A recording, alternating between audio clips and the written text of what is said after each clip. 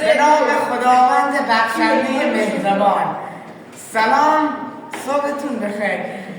دیشب پرسپولیس قهرمان شد، استقلال شد آشغال لیگ برتر، جام گرفتیم.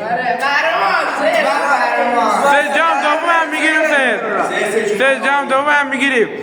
سه پیرانت آبی خود. تشکر میکنم از تمامی پرسپولیسی ها و عثمان گیرا چقدر زحمت کشیدن. خیلی ازشون ممنونم. خیلی سو استقلالی هم من تو رو از جوان نکنم هم خیلی تشکر میکنم. چه رفتی بیت ولی متاسفانه ما قهرمان چه دست عثمان در میکنه ما رو قهرمان کرد. دست سه جام دوم هم میگیره. سه جام دوم هم میگیره.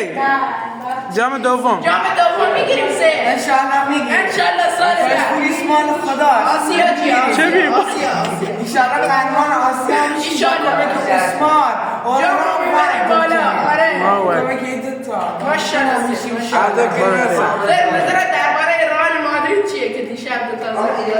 تبریک میگم به سرمربیش آنجلوتی و همشون قهرمان اروپا شدن. دستشون در نکنه به راه بدن.